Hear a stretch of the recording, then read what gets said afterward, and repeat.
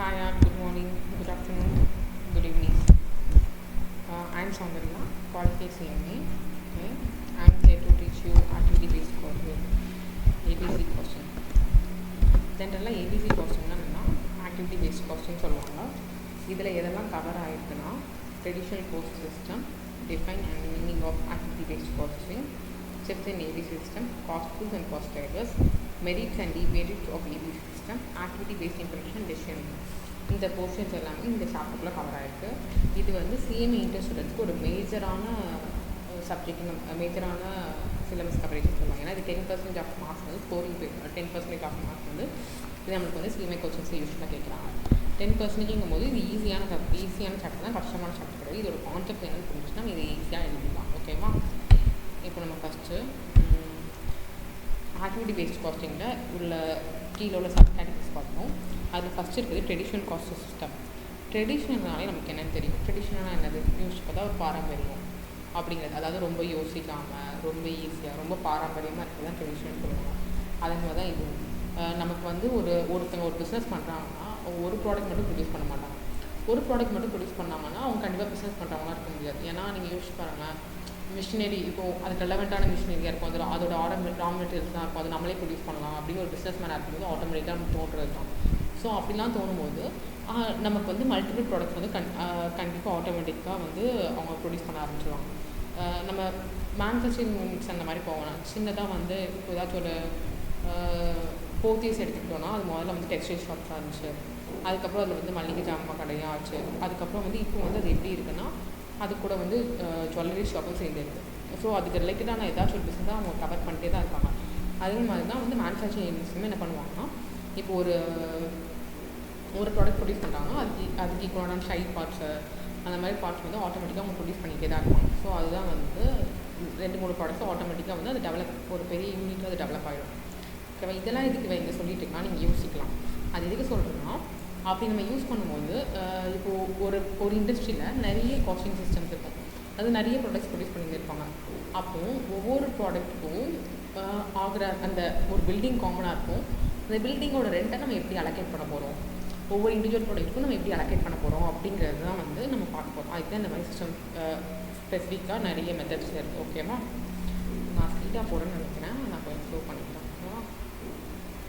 இப்போது traditional cost system. Traditional costing method used an allocation of expenses based on the volume of resources used during the production of it.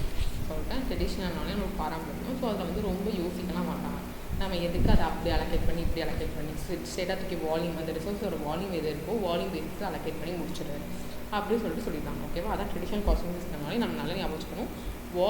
Volume base பண்ணி allocate பண்ணுறாங்க. Production கொடுத்து volume base பண்ணி allocate பண்ணுறாங்க. இப்போது இந்த இதில் வந்து நமக்கு என்னென்னா, நம்ம ஓவர் ஹெட் ரேட்ஸ்ன்னு சொல்லுவாங்க. முதல்ல வந்து என்னென்னா, traditional costing systems allocation of factory overheads product based on volume of production resource consumed.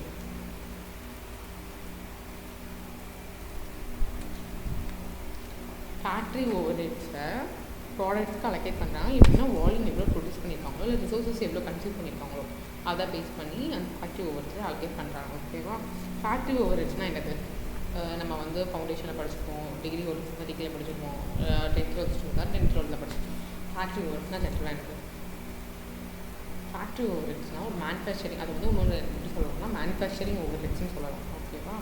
அந்த மேனுஃபேக்சரிங் ஓவர் ஹெட்ஸுங்கும் போது அதில் எல்லாமே வந்து இன்டைரக்டாக என்னென்ன காஸ்ட்லாம் இருக்கோ includes all the indirect cost associated with running a factory. ஒரு ஃபேக்ட்ரி ரன் பண்ணுறதுக்கு என்னென்ன காஸ்ட் இன்டைரக்டாக இருக்கோ அது எல்லாமே இன்க்ளூட் ஆகும். அது வந்து டேரெக்டாக வந்து டேரக்ட்லி டைப்லேயே சிங்கிள் ப்ராடக்ட். அதை வந்து கண்டிப்பாக நம்ம ஒரு ப்ராடக்ட் மட்டும் அது வந்து இந்த இது வந்து பர்டிகுலர் ஒரு ப்ராடக்ட் தான் யூஸ் ஆகுது அப்படிங்கிற மாதிரி நம்ம சொல்ல முடியாது. ஒரு இண்டஸ்ட்ரி இருக்குன்னா அதை நம்ம 2-3 ப்ராடக்ட் ப்ரொடியூஸ் பண்ணுறாங்கன்னு முன்னாடி சொல்லியிருக்கோம். இப்போ அந்த இண்டஸ்ட்ரியோட ரெண்ட் இருக்குன்னு வச்சுக்கோங்க. ரெண்ட்டு நான் ஆல்ரெடி எக்ஸாம் சொல்லலாம்னா, இப்போ அந்த இண்டஸ்ட்ரிக்கான ஒரு ஃபேக்ட்ரி மேனேஜர் இருக்காங்கன்னு வச்சுக்கோங்க, பிளான் மேனேஜர் இருக்காங்கன்னு வச்சுக்கோங்க. அவங்க பிளான் பண்ணிட்டு ஸ்பெசிஃபிக்காக இந்த ப்ராடக்ட் மட்டும் தான் பார்ப்பாங்க. அப்படியே நம்ம சொல்ல முடியாது. எல்லா ப்ராடக்ட்டோட மேனேஜர். ஸோ வந்து அது வந்து அவங்களோட காஸ்ட் வந்து எல்லா ப்ராடக்ட்டுமே அலோகேட் ஆகும்.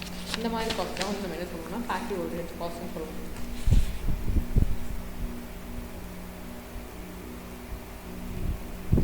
இன்டைரக்ட் ஓவர் ஹெட்ஸில் பில்டிங் ரேட் சொல்லலாம், இல்லைனா ஸ்பெசிஃபிக். அப்புறம் வந்து இந்த மாதிரி இதை வந்து நம்ம வந்து எப்படி சொல்லணும்னா, இந்த ஓவர் ஹெட்ஸ் ரேட்ஸை வந்து நம்ம இந்த மாதிரி கேட்டகரிஸில் ஃபஸ்ட்டு இப்போது ட்ரெடிஷ்னல் காஸ்ட் சிஸ்டமில் ஓவர் ஹெட் ரேட் கால்குலேட் பண்ணணும்னு சொல்லியிருக்காங்க. ஓகேவா? அதுக்கு வந்து கீழே கொஞ்சம் ஸ்டெப்ஸ் கொடுத்துருக்காங்க. எந்த மாதிரி ஸ்டெப்ஸ்னால், these steps are identifying overhead cost. Overhead cost வந்து ஐடென்டிஃபை பண்ணுறதுக்கு ஹெல்ப் பண்ணுது. ஓகேவா? ஓவர்ஹெட் காஸ்ட்னால் எனக்கு நான் முன்னாடி சொன்ன மாதிரி பில்டிங் ரெண்ட்டு, மெயின்டெனன்ஸ் பர்சன், அந்த மாதிரி காமன் உள்ளவங்களோட பேரோல், அந்த மாதிரி இதெல்லாம் ஓவர்ஹெட் காஸ்ட்னு சொல்கிறாங்க. அதை ஃபஸ்ட்டு நம்ம ஐடென்டிஃபை பண்ணிக்கணும். அதுக்கப்புறம் இந்த ஓவர்ஹெட் காஸ்ட்டை ஒரு ஸ்பெசிஃபிக் பீரியடாக, ஒரு எத்தனை மாதத்துக்கானது அப்படிங்கிறத நம்ம தெரிஞ்சுக்கணும். அதில் ஓவர்ஹெட் காஸ்ட் ஐடென்டிஃபை பண்ணணும். அதுக்கப்புறம் அது ஒரு ஸ்பெசிஃபிக் பீரியடாக என்னென்னு ஐடென்டிஃபை பண்ணிக்கணும். அப்புறம் ஒரு காஸ்ட் சேவ்ஸ்னால் ஜெனரலாக எனக்கு இப்போது ஒரு இண்டஸ்ட்ரி இருக்குன்னு வச்சுக்கோங்களேன். அந்த இண்டஸ்ட்ரியில் வந்து எலக்ட்ரிசிட்டி பில் இருக்குன்னா, எலக்ட்ரிசிட்டி பில் வந்து எப்படி வந்து நம்ம எதனால் நம்ம எலக்ட்ரிசிட்டி பில் பே பண்ணுறோம்? நம்ம வந்து நம்பர் ஆஃப் யூனிட்ஸ் கன்சியூம் பண்ணிக்கிறதுனால, நம்ம வந்து யூனிட்ஸ் அதிகமாக மிஷின்ஸ் வந்து கன்சியூம் பண்ணிக்கிறதுனால இவ்வளோ ஹார்ஸ் கன்சியூம் பண்ணியிருக்கோம் அப்படிங்கிறது பேஸ் பண்ணி மிஷின் ஹார் நிறைய ஓட தான் எலக்ட்ரிசிட்டி பில் கூடும். ஸோ மிஷின் ஹார் கம்மியாக கன்சியூம் பண்ணியிருந்தோன்னா எலக்ட்ரிசிட்டி வந்து அவ்வளோ கூடியிருக்காது. ஸோ அப்போ அந்த எலக்ட்ரிசிட்டி பில்லோட காஸ்ட்டே வேறு எதுவும் பார்த்தோன்னா மிஷின் ஹார்ஸ், அந்த மாதிரி தான் நம்ம எடுத்துக்கணும். ஓகேவா? இப்போ இன்னொரு எக்ஸாம்பிள் பார்த்தோம்னா, இப்போ வாட்டர் இருக்குது. வாட்டர் வந்து நிறைய கன்சியூம் ஆகுது அப்படின்னா வாட்டர் பில் வந்து எதை பேஸ் பண்ணியிருக்கோம்? வாட்டர் கன்சம்ஷன் பேஸ் பண்ணி. இப்போ அந்த வாட்டர் பில்லுக்கான காஸ்ட் வேறு எதுவும் பார்த்தோன்னா வாட்டர் கன்சம்ஷன். ஓகேவா?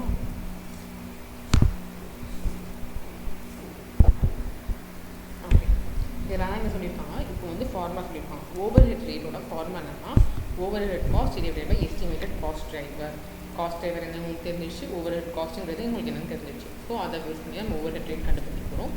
இப்போ உங்களுக்கு அந்த ப்ராடக்ட் எவ்வளோ இது தெரிஞ்சுக்கணும், அந்த ஓவர் ஹெட் ரேட் கண்டுபிடிச்சிட்டு அதுக்கு அந்த ப்ராடக்ட்டில் போடணும்.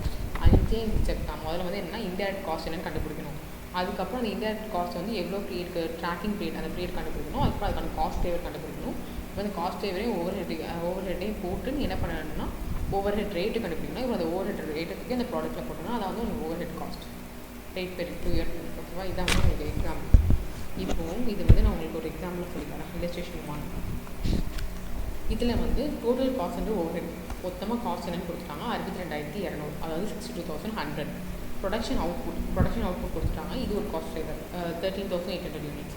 டேரக்ட் லேபர் காஸ்ட்டும் உங்களுக்கு ஒரு காஸ்ட் டிரைவர் 27,000 ஹவர்ஸ். மிஷின் ஹவர்ஸும் கொடுத்துட்டாங்க. டேரக்ட் வேஜஸ் காஸ்ட் நம்ம வந்து ஹவர்ஸில் இருக்கிறது தான் வந்து காஸ்ட் டிரைவர்ஸ் எடுத்துப்போம். இந்த இது வந்து காஸ்ட் வந்து நம்ம அதை பேஸ் பண்ணி நம்ம கம்ப்ளீட் பண்ண போகிறது. பர்சன்டேஜ் வந்து கேட்டிருக்காங்க.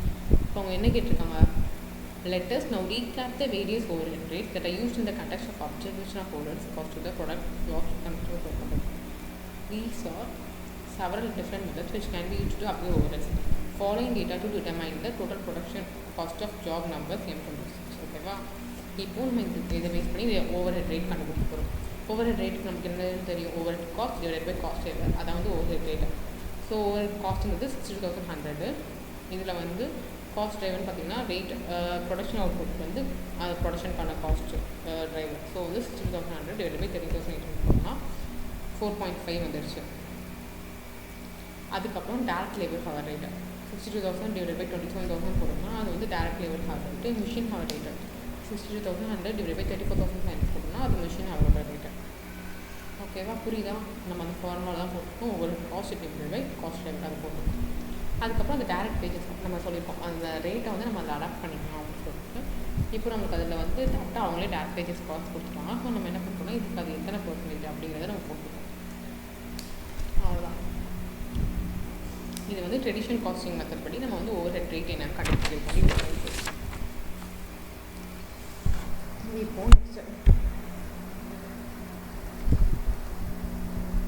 இன்னொரு இல்லஸ்ட்ரேஷன் கொடுத்துருக்காங்க ட்ரெடிஷ்னல் காஸ்டிங் மெத்தடில். A company is manufacturing 2 products, product A and product B. ஓகேவா? and the annual output of the 2 products are 10,000 20,000 units respectively. ஒரு கம்பெனி 2 ப்ராடக்ட் ப்ரொடியூஸ் பண்ணுறாங்க A and அதோட ஆனுவல் அவுட்புட் எவ்வளோன்னு பார்த்தோன்னா 10,000 யூனிட்ஸ் ஒரு இருக்குது, 20,000 யூனிட்ஸ் இன்னொரு இருக்குது. Total annual overheads of the company வந்து எவ்வளோ சொல்கிறாங்க? 3 lakhs சொல்கிறாங்க. ஆனுவல் அவுட்புட் தெரிஞ்சிச்சு, ஆனுவல் ஓவர்ஹெட் தெரிஞ்சு, அதாவது காஸ்ட் தெரிஞ்சிச்சு. ஓகேவா? அப்புறம் மிஷின் ஹார்ஸ் மீன்ஸ் உங்களுக்கு காஸ்ட் டிரைவர்ஸும் தெரிஞ்சிச்சு. 20,000 10,000 சொல்லிட்டாங்க. இப்போ 3 lakhல டோட்டலாக நம்ம பார்க்கும்போது 3 lakh டிவைட் பை 30,000 போட்டால் ஓவரால் 30,000 வந்து ஹவர்ஸ் போட்டோம்னா நமக்கு வந்து ஓவர் ரேட் கிடச்சிடும். இதில் பார்த்தோன்னா 10,000 ஆனுவல் அவுட்புட், 20,000 வந்து ஒரு annual output, machine horse 2 lakh 10 lakh. இப்போ இதில் வந்து 3 lakh டிவைட் பை என்ன போட்டுப்பாங்க? ஹவர்ஸ். நமக்கு வந்து cost overhead cost divide by cost driver போட்டோம்னா பெர் ரேட் எவ்வளோன்னு தெரியும். அந்த ஹவர்ஸோட ரேட்டை வந்து நம்ம என்ன பண்ணணும்? ஹவர் கூட மல்டிப்ளை பண்ணணும். 20,000 into 10 போட்டோம்னா 2 lakh 3000 10 போட்டோம்னா 1 lakh. ஸோ இதை வந்து மறுபடியும் யூனிட் கூட டிவைட் பண்ணால் பெரிய யூனிட் காஸ்ட் வந்து தெரிஞ்சிடும். அவ்வளோதான், அதான் கொஸ்டின் இருக்குது. அதனால் விஷயம் சில விஷயம் கண்டிப்பாக அது இருக்கும். இவ்வளோ தான் ஸ்பேஷியல் காஸ்டிங். இது வந்து சம்ஸ் வராது ABC, but for our understanding 10% வந்து மோஸ்ட்லி 1 மார்க் வராது. அதுக்கப்புறம் வந்து ஆக்டிவிட்டி பேஸ்ட் காஸ்டிங் வந்து சம்ஸ் வரும். இது வரைக்கும் ட்ரெடிஷ்னல் காஸ்டிங் வந்து வந்தது கிடையாது, பட் ஃபார் ஒரு அண்டர்ஸ்டாண்டிங் நம்ம தெரிஞ்சுக்கோங்க. Okay, definition and meaning of activity based costing. Activity based காஸ்டிங்கை ஏபிசி காஸ்டிங்னு சொல்லுவாங்க. ஓகேவா? ஆக்டிவிட்டி பேஸ்ட் காஸ்டிங்னா என்னது? ஒரு காஸ்டிங் சிஸ்டம் நான் முன்னாடி சொல்கிறேன். ட்ரெடிஷ்னல் காஸ்டிங் சிஸ்டம் வந்து பராமரியத்தை பேஸ் பண்ணி வருது. ஸோ நம்ம அதுக்கு வந்து எந்த பெருசாக கால்குலேஷன்ஸ் எடுத்து போட்டு வரேன். செட்டாக ஆல்வேஸ் அப்போடு அப்படிங்கிற மாதிரி போட்டு முடிச்சிடும். ஆனால் ஆக்டிவிட்டி பேஸ்ட் காஸ்டிங் நம்ம அப்படி சொல்ல முடியாது. ஓகேவா? ஆக்டிவிட்டி பேஸ்ட் காஸ்டிங் வந்து ஒரு எஃபெக்டிவான ஒரு காஸ்டிங் சிஸ்டம் வந்து நம்ம கொடுக்க போகிறோம். அப்போது அது வந்து எப்படி கொடுக்க போகிறோம்னா, ஆக்டிவிட்டியை ஃபோக்கஸ் பண்ணி அந்த ஆக்டிவிட்டி மூலமாக காஸ்டிங் சிஸ்டமை ரெஃபைன் பண்ணி நம்ம கொடுக்க போகிறோம். மோர் specific way to assign cost to cost objects. Definition and meaning என்னன்னா சிம்பிளாக நம்ம சொல்லணும்னா, ஃபஸ்ட்டு இதில் வந்து நம்ம ஐடென்டிஃபை த ஆக்டிவிட்டீஸை ஐடென்டிஃபை பண்ணுறோம். First identify all the specific tasks or activities that are performed to create a product or services such as machine setup, quality control. அதனால் என்ன பண்ணணும்னா identification, activity based costing identification ரொம்ப முக்கியம். இப்போது நம்மளுக்கு வந்து நிறைய டாஸ்க் நிறைய ஆக்டிவிட்டி பண்ணும்போது இந்த இதுக்கான பர்டிகுலரான காஸ்ட் என்ன, அதுக்கான டாஸ்க் என்ன அப்படி சொல்லிட்டு நம்ம அதை பைஃபர்கேட் பண்ணி ஐடென்டிஃபை பண்ணுறோம். இப்போது நமக்கு வந்து ஒரு மிஷின் செட்டப் காஸ்ட் அதிகமாக இருக்குது அப்படின்னா, அப்போது மிஷின் செட்டப்க்கு எத்தனை மிஷின்ஸ் இருக்குது, எத்தனை இதை நம்ம புதுசாக செட்டப் பண்ணியிருக்கோம் அப்படின்றத நம்ம ஐடென்டிஃபை பண்ணுறது நம்ம தெரிஞ்சுக்கணும். அதுக்கப்புறம் நெக்ஸ்ட் நம்ம ஐடென்டிஃபை பண்ணுறதை அசைன் பண்ணணும். நமக்கு வந்து இப்போது 4 ப்ராடக்ட் இருக்குது. ஓகேவா? மிஷின் செட்டப் ரொம்ப அதிகமாக இருக்குது. 4 ப்ராடக்ட் இருக்குது, மிஷின் செட்டப் ரொம்ப அதிகமாக இருக்குது. மிஷின் செட்டப் காஸ்ட் வந்து எதில் ரொம்ப அதிகமாகனா ப்ராடக்ட் பியில் மட்டும் தான் மிஷின் செட்டப் ரொம்ப அதிகம் பண்ணியிருக்கோம். அப்போ அதுக்கு அகேன்ஸ்டாக அதை அலோகேட் பண்ணணும். ஃபஸ்ட்டு ஐடென்டிஃபை பண்ணணும், இப்போ அதை அகேன்ஸ்டாக அலோகேட் பண்ணணும். அது எதை பேஸ் பண்ணி அலோகேட் பண்ணணும்? காஸ்ட் பேஸ் பண்ணி. அதான் நம்ம சொன்னால இப்போ நம்பர் ஆஃப் மிஷின் செட்டப் பண்ணும்போது மிஷின் செட்டப் ஆக்டிவிட்டிஸ் எந்த இடத்துல அதிகமாக நடந்திருக்கு அப்படிங்கிறது நம்ம தெரிஞ்சுக்கணும். அதுக்கு வந்து அதான் அந்த மிஷின் செட்டப் காஸ்ட்டுக்கு வந்து அதோட ஆக்டிவிட்டி டிரைவர் காஸ்ட் டிரைவர் என்னதுன்னா machine setup, number of machine setup தான் அதோட காஸ்ட் டிரைவர். புரியுதா?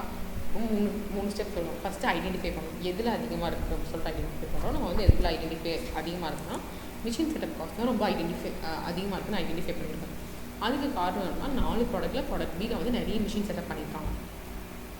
4 ப்ராடக்ட்டில் ப்ராடக்ட் பியில் வந்து நிறைய மிஷின் செட்டப் பண்ணியிருக்காங்க. ஸோ அப்படி பண்ணும்போது அந்த ப்ராடக்ட் பிக்கு நம்ம அலோகேட் பண்ணணும். எதை பேஸ் பண்ணி அலோகேட் பண்ணுறோம்னா காஸ்ட் டிரைவர் பேஸ் பண்ணி. So identify, allocate, cost driver. ஓகேவா? allocate cost to products. Finally, allocate the cost to each activity to the product that consumes it. எது அதிகமாக கன்சியூம் ஆகிட்டோ அதை பேஸ் பண்ணி நம்ம allocate பண்ண போகிறோம். ஓகேவா? இதுதான் வந்து நம்மளுக்கு வந்து என்ன சொல்லியிருக்காங்கன்னா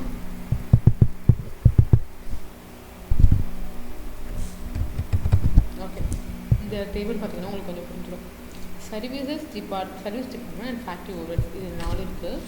ஆக்டிவிட்டி காஸ்ட் ப்ராடக்ட் ஐட்டம்ஸ். இப்போது இந்த சர்வீசஸை வந்து நம்ம எப்படி allocate பண்ணுறோம்? இதில் வந்து ஸ்டேஜ் 1 வந்து இப்படி போயிட்டு ஆக்டிவிட்டி காஸ்ட் ப்ராடக்ட்ஸ் எதுக்கு உள்ளது அப்படின்னு சொல்லிட்டு பார்த்துட்டு அது வந்து அதுக்கான ப்ராடக்ட் என்ன பேசி உங்களுக்கு காட்டுது. ஓகேவா?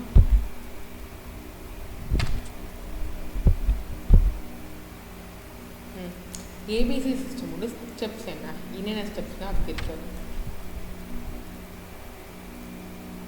ஃபஸ்ட்டு நம்ம என்ன பண்ணணும்னா ஆக்டிவிட்டீஸையும் அதுக்கான ஆக்டிவிட்டி பூல்ஸையும் ஐடென்டிஃபை பண்ணணும். Identify activities and activity pools. அதான் first identify which activities are necessary to create a product.